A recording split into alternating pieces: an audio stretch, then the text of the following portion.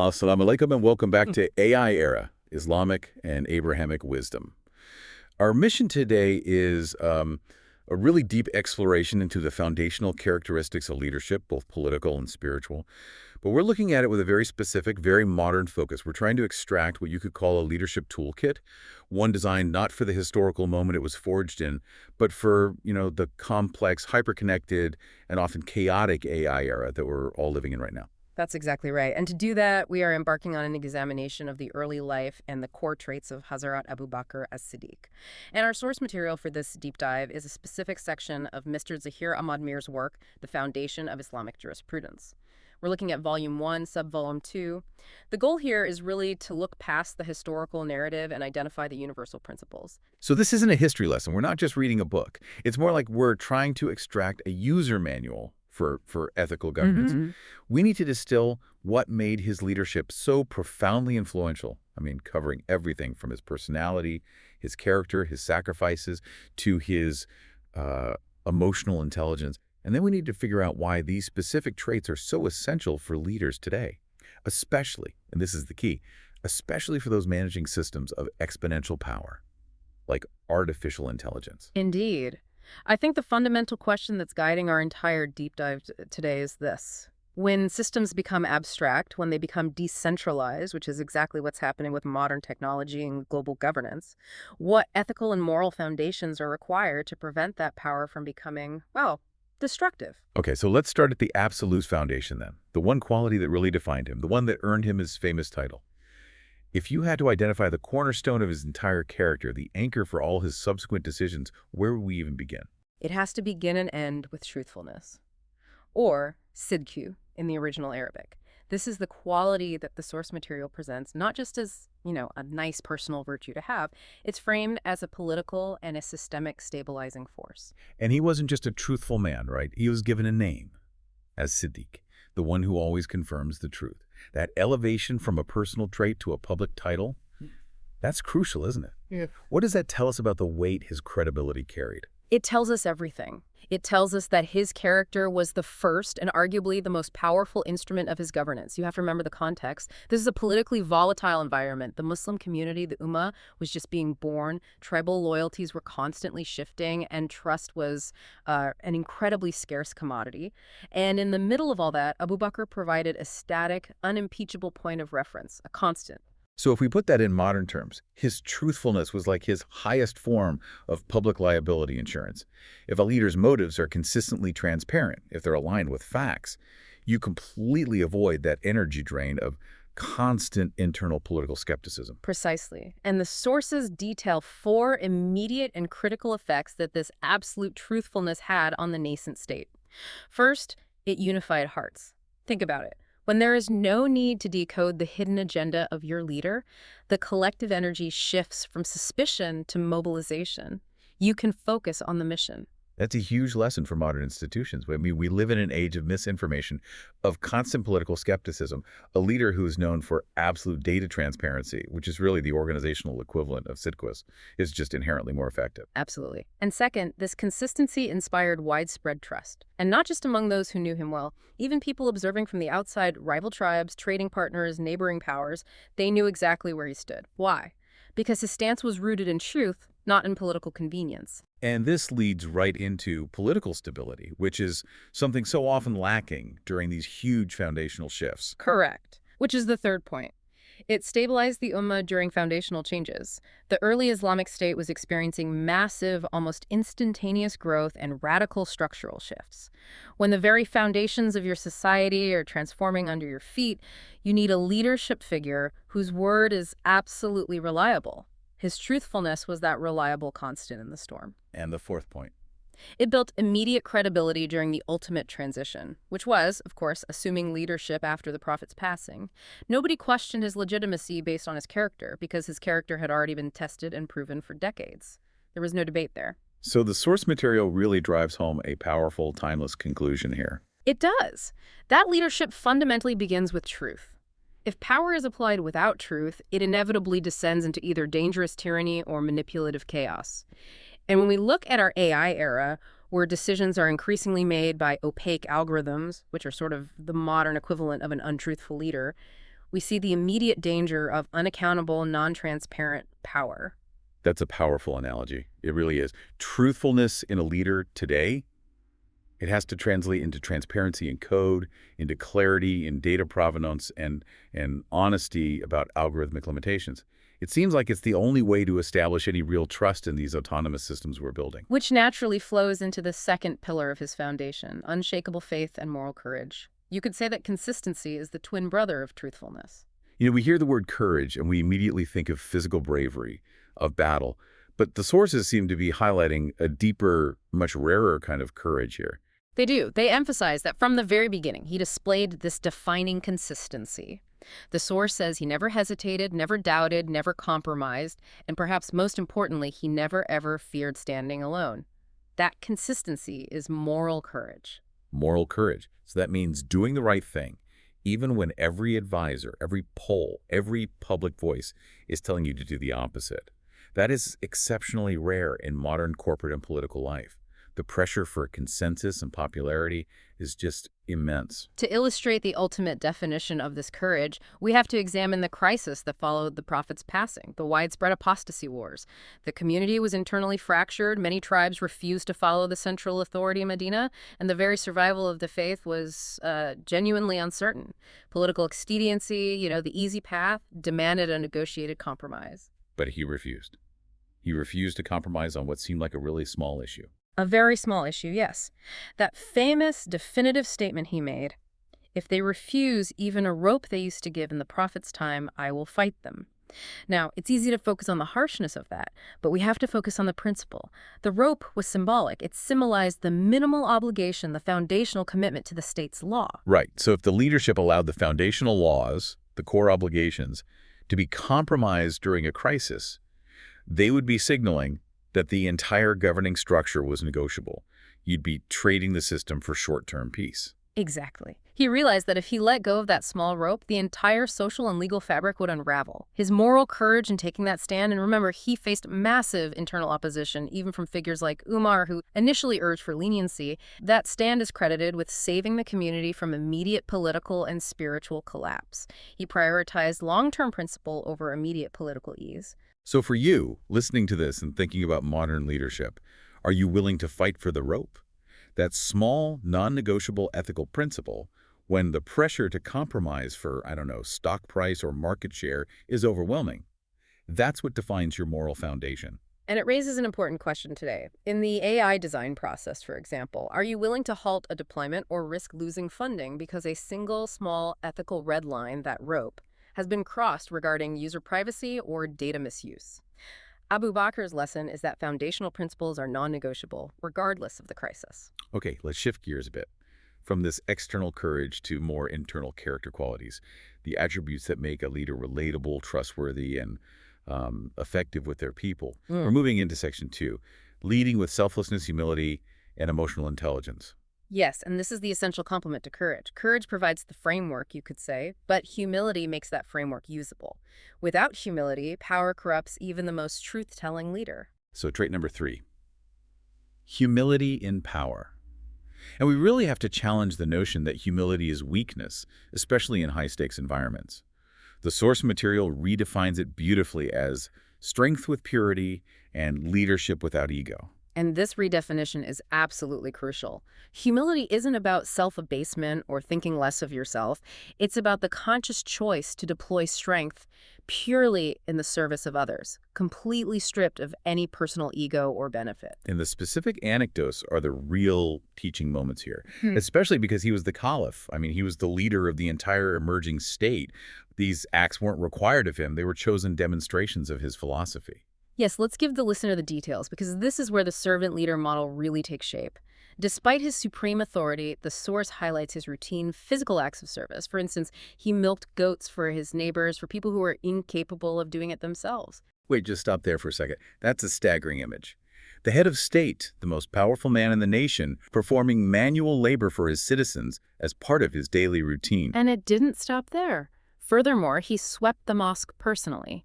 He made it a routine practice to help widows with their daily chores and errands. He was also known to clean the houses of old women who had no one else to assist them. And it's important to stress these were not photo opportunities. These were private, consistent acts. If we unpack the systemic effect of these acts, it's just profound. First, it completely destroys the barrier between the ruler and the ruled. It ensures he remained perpetually connected to the common person's struggle. And second, it serves as a powerful, systemic anti-corruption measure. When the leader themselves reject the purpose of the office, it sends an undeniable signal down the entire chain of command. Authority is service, not entitlement. The source notes he insisted on wearing simple clothes and rejected luxury. This wasn't austerity for show, it was essential integrity. When you see modern leaders flying on private jets and awarding themselves massive bonuses while laying off employees, they're signaling a complete inversion of this model. They're signaling status over service. Abu Bakr's signal that his status was contingent on his availability and his simplicity. And the connection to our AI era is this. A humble leader is one who admits the limits of their system. In technology, humility means acknowledging algorithmic bias. It means being transparent about data errors and refusing to present automated decisions as if they are infallible truths. Humility ensures that power is used responsibly. Okay, moving on to trait number 4, emotional intelligence and compassion. We said earlier that people follow emotions, not just orders. You need to understand the hearts of the people you lead. In the early Ummah, which relied entirely on voluntary participation and collective faith, emotional intelligence, or EQ, was the critical binding agent. A community that's founded on principle needs a leader who can manage the psychological security of its members. And how did this EQ translate into actionable leadership? Was it about grand displays, or was it more about consistent personal connection? It was about consistent personalized care. His compassion was visible in his deliberate efforts to comfort and uplift. He comforted the weak and the grieving, often personally intervening to alleviate their distress. He made sure he took the time to encourage the young, validating their participation and ensuring they felt they had a stake in the mission. And the simple yet profound act of listening. Crucially, he listened with empathy. Listening, as the source notes, is really the highest form of respect you can show someone.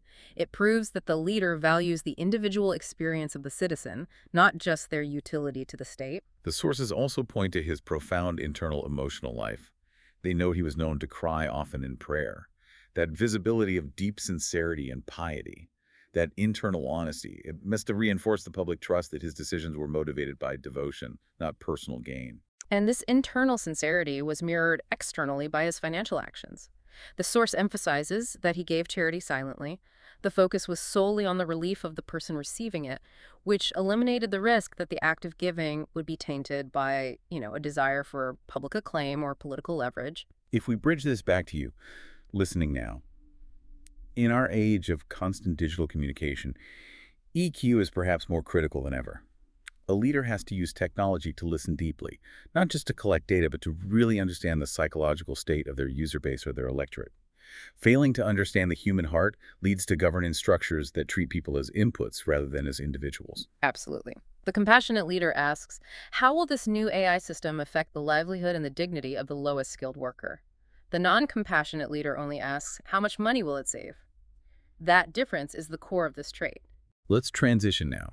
Let's see how these deep personal characteristics translate into the foundational pillars that are necessary for effective and sustainable state governance. We're moving into Section 3, the pillars of governance, loyalty, and financial integrity. And we start with trait number 5, loyalty and sacrifice. Now, this isn't just about personal fidelity to another person. It's about an unwavering, focused loyalty to the mission, to the principles, and to the truth that undergirds the entire effort. So true leadership demands that you remain steadfast to the ultimate goals, even if the path is difficult, or even if specific individuals around you fail. Exactly. The sources define this through his actions toward the prophet. And these weren't mere gestures. They were sacrifices that fundamentally enabled the mission's survival. Think of the Hijrah, the migration to Medina. Accompanying the prophet in the cave was an act of extreme physical loyalty and shared risk. Had they been caught, both would have perished instantly. That was loyalty in action under immediate mortal threat. But his loyalty wasn't just physical protection, was it? It was intellectual and spiritual. Precisely. His most defining spiritual act of loyalty was confirming the prophet immediately during the event of Miraj, the night journey. While others were struggling with the, impossible nature of the event, a supernatural journey, Abu Bakr's absolute certainty and his immediate confirmation provided essential ideological ballast at a moment when the community was rife with doubt. He didn't need proof. He had trust built on Sidq. That's fascinating. In modern terms, confirming the seemingly impossible when everyone else is demanding hard evidence, that requires immense personal capital. He spent his own credibility to reinforce the message. And of course, the foundational economic sacrifice, supporting the mission with his entire wealth. He systematically prioritized the collective mission's success over any personal financial security. This act forms the perfect bridge to our next trait, integrity and wealth. Right. Trait number 6, integrity in wealth and governance. This is where this historical figure offers what is perhaps the most radical challenge to modern political and corporate norms. We have to deep dive into his governing principle regarding public funds. The maxim is simple, it's profound, and it is absolute. Public money is a trust, not a treasure. This one principle fundamentally redefines the relationship between a leader and the state's resources. A trust implies an obligation of meticulous management on behalf of the beneficiary, the public. A treasure implies private ownership and potential exploitation by the person who found it, the ruler. That distinction is everything. And this principle wasn't just some abstract theory. The sources detail its practical application throughout his short rule, setting a standard that succeeding generations really struggled to maintain. For starters, no corruption was tolerated, not just for himself, but for his entire administration. Which is incredibly difficult to maintain if the leader at the top is engaging in self-enrichment. Exactly. He ensured he took no extra privilege, rejecting any attempts to elevate his lifestyle above that of the common people. This links right back to his humility in clothing and housing. And crucially, he enforced strict rules ensuring there was no misuse of public funds for any personal or partisan gains.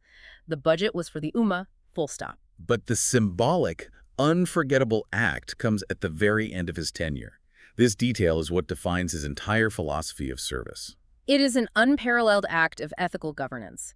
The source highlights that at the end of his rule, he gathered the records, he calculated the total amount he had received as compensation for his service, and he returned his entire salary to the public treasury. Hold on. He returned every single coin he had been paid for leading the entire state. Every single coin. This was his final declaration that leadership was not a career, not a source of income, but a duty that was its own reward. His needs were simple, and he flatly refused to profit from the public trust. It created an impermeable ethical firewall. This action, it provides a monumental challenge to today's culture. I mean, multi-million-dollar severance packages are routine, and political office often leads to massive personal financial gain. What kind of trust can exist when compensation structures actively incentivize prioritizing personal wealth over public service? The Abu Bakr model demands that leaders prove their motives are pure service. It sets the ethical non-negotiable. If the leader, who holds all the power, seeks zero material gain, it becomes exponentially harder for any official below him to justify greed. Integrity starts and ends at the top, and it is measured in fiduciary conduct. Let's move into Section 4. Let's focus on the moments when these character traits were truly tested in the crucible of statecraft and crisis. We're discussing crisis management and social harmony, and we'll start with trait number 7, wisdom and calm decision-making. The true test of a leader is never during peacetime. It's during catastrophe. And for this young community, the passing of the prophet was the existential catastrophe. The shock was paralyzing. People were grieving. Many were in outright denial, and the political structure risked instant dissolution. The sources recount that key figures, even someone as strong as Umar, were just overwhelmed by emotion and shock. They were unable to grasp the gravity of the change. The Ummah needed a steady hand immediately. And this is where Abu Bakr's composure, which stemmed from his foundational Sidq and his unwavering faith, proved to be the most stabilizing force available. His calmness provided immediate, clear guidance to a deeply fractured and grieving populace. So how did his calm demeanor translate into stabilizing these key figures and groups? I mean, that was crucial for avoiding a schism. He acted as an immediate emotional and philosophical anchor. First, he managed the emotional fallout directly by approaching figures like Umar. He didn't argue about the event itself. Instead, he guided Umar from initial shock to strength by shifting the focus. He moved it from the messenger's mortality to the eternal truth of the message itself. He grounded the faith in eternal principles, not transient personalities. That cognitive reframing, moving the collective consciousness from dependence on a person to dependence on a principle, That is the definition of wise crisis management. Second, and this was politically critical, he had to direct the Ansar and the Muhajirun toward necessary unity and avoiding schism during the selection of a successor. These were two powerful factions, each with a legitimate claim to political authority. Any lapse in judgment could have sparked a civil war right there and then. So his wisdom guided them through intense political negotiation without succumbing to tribal loyalty or factionalism. And that's what ultimately guided the entire Ummah toward immediate stability. The source material is explicit on this. Composure in crisis is the hallmark of mature leadership. Panic spreads fear and irrational action. Calm synthesizes information and directs a rational response. In our modern context, this translates to leaders who can resist the urge to react instantly to every headline or market fluctuation, relying instead on vetted truth and calm deliberation. Okay, now trait number 8, justice and equality. This seems like the practical application of truth in social governance. If you are truthful, you must be equitable. Yes. When he took office, his inaugural declaration regarding judicial equality set the standard for the state's relationship with its citizens. This pledge to the weak is often seen as the very essence of Islamic social justice. Let's talk about the profound implications of that declaration.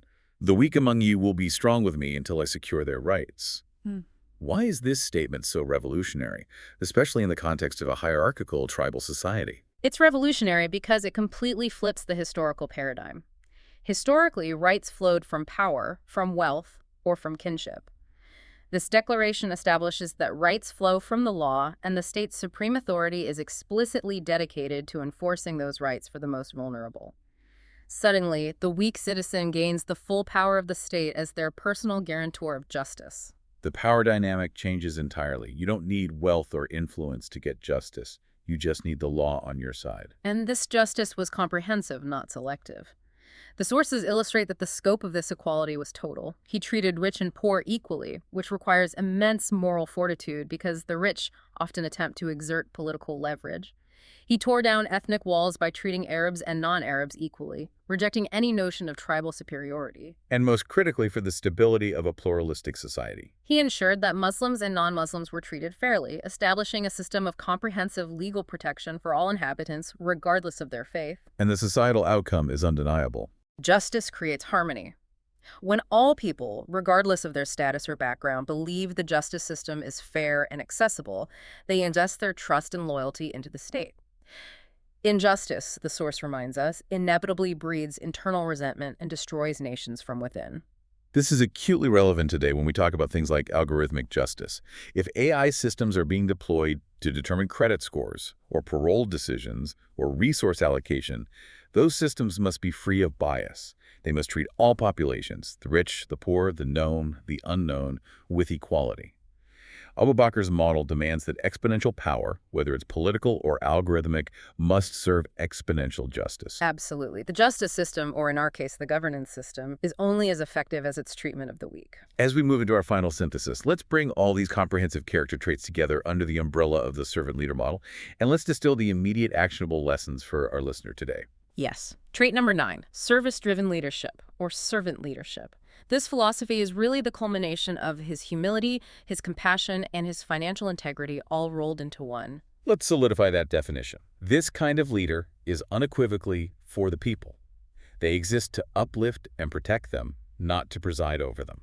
The source outlines his comprehensive mandate, which was purely service-oriented. It encompassed serving people generally, specifically protecting the poor through welfare and equitable policy, uplifting the weak by securing their rights, and ultimately improving society as a whole by setting a visible moral example. And that last part, leading by example, that seems to be the non-negotiable hinge. The leader must live the principles they espouse. This commitment is what the source material notes is so desperately missing in the contemporary world. Modern leadership often views status, privilege, and financial enrichment as the primary incentives, the very things Abu Bakr systematically rejected and then physically returned. The model is pure service. The reward is the success of the mission, not the leader's wallet. Okay, we've built the comprehensive picture. Now let's give the listener the actionable leadership toolkit. Trait number 10, lessons for the modern world. This segment has to be the most detailed because it bridges that historical genius to today's boardroom and to the digital sphere. We'll take the foundational principles and analyze their specific application as a series of necessary contrasts. These principles are universal and enduring. You could think of them as the ethical operating system required for success across government, business, and technology. Let's go through the 9 key contrasts that are derived from his life. First and the most foundational is the ethical calculation, truth over popularity. This means leaders must be willing to present inconvenient facts, like an economic downturn or a flaw in an algorithm, rather than massaging the data or using manipulative language to win votes or market approval. Abu Bakr chose the painful truth that required war over the convenient lie that promised a temporary peace. For a tech leader, this means being transparent about risks, even if it harms the quarterly earnings report. Second, ethics over convenience. Convenience is often the greatest enemy of integrity, isn't it? It's easy to compromise data security to speed up a deployment or to outsource production to unethical labor conditions to save a few dollars. Abu Bakr chose the hard path of defending that rope, the ethical foundation, even when compromise was the politically expedient choice. This principle demands that we slow down automated processes to ensure we have proper ethical oversight. Third, concerning personal conduct and organizational culture. Simplicity over luxury. Simplicity maintains connection and it breeds trust. When a CEO accepts a modest salary or a politician rejects lavish security details, they signal that the resources are dedicated to the mission and the team, not to personal aggrandizement. Abu Bakr's rejection of luxury showed his people that their suffering was visible to him. Luxury creates silos. Simplicity creates common ground. Fourth, relating directly to the servant leader model. Service over status. Status is a distraction that breeds arrogance. Service is an action that breeds trust. The leader's primary role is to clear obstacles for their team, whether that involves sweeping the metaphorical floor or, in his case, literally sweeping the mosque.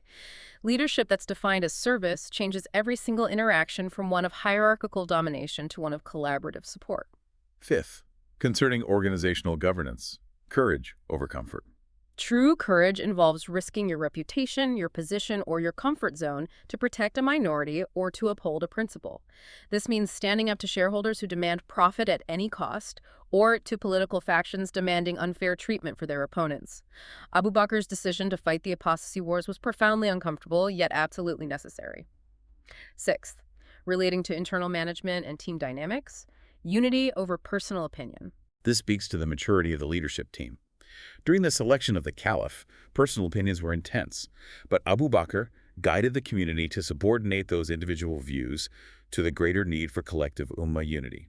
In tech, this means prioritizing the success of the product or the project over whose team gets the credit or whose preferred method is used. Ego dissolves unity. Seventh, concerning external relations and justice. Justice over tribalism. This principle demands impartiality. Whether you're leading a nation of different tribes, a corporation with different departments, or an AI system interacting with diverse data sets, the application of law or policy has to be blind to kinship, to factionalism, or to bias. Abu Bakr guaranteed rights to non-Muslims and non-Arabs alike, proving that the law served the person, not the group. Eighth, concerning human capital management. Humanity over ego. This encompasses his emotional intelligence. Leaders must remember that they are dealing with people who have fears, feelings, and limits, not just resources to be deployed. Leading with humanity means providing psychological safety and demonstrating compassion, as Abu Bakr did when he was comforting the grieving and encouraging the youth. An egocentric leader treats people as disposable. A humane leader treats them as irreplaceable. And finally, encompassing that financial integrity we detailed, responsibility over privilege. This is the ultimate ethical test. The position of leadership carries responsibility, a sacred trust, not an entitlement to lavish perks or financial benefit. By returning his salary, Abu Bakr proved that his position was one of ultimate responsibility, completely devoid of personal privilege. This principle challenges every modern incentive structure that's built on excessive reward. These 9 principles, they provide the essential ethical scaffolding that is required for the future. The sheer exponential power of AI demands leaders whose moral and ethical scaffolding is robust enough to handle that power without being corrupted by it. So we have covered a comprehensive spectrum of qualities today, from the bedrock of truthfulness to the systemic application of justice and financial integrity. We've seen how the Abu Bakr model of leadership is defined by a perfectly integrated system. A truthful heart, a humble character, a courageous spirit, a wise mind, a compassionate soul, a just ruler, a loyal companion, and ultimately a servant leader. And this is not just historical reverence. It is a practical, transformative model because it inherently prioritizes foundational trust above all else. It makes an argument for ethics as an engine of stability, not as a brake on progress. So let's end with that powerful, provocative thought based on the financial integrity we discussed. The source noted that this model of ultimate service is often missing today, where status and treasure are so often prioritized. So we invite you, the listener, to consider this. If a leader is defined by their willingness to return their entire salary at the end of their term and to dedicate their highest office to serving the weakest in society, what fundamental structural shifts would need to occur in modern corporate, political, or technological leadership to truly prioritize that trust over treasure? And on a personal, highly practical level, we challenge you to identify one area this week in your organization, your family, or your community where you can actively adopt truth over popularity. Where can you make the harder, truthful decision instead of the easier, popular one, and anchor your own personal leadership in Sidq? Thank you for joining us for this deep dive into foundational character and enduring political wisdom. And if you enjoyed this analysis, please subscribe to our channel and like this video. And also, please share this video with your friends. Your support really helps us keep bringing you these deep dives into actionable knowledge. We look forward to exploring the next set of foundational principles with you very soon.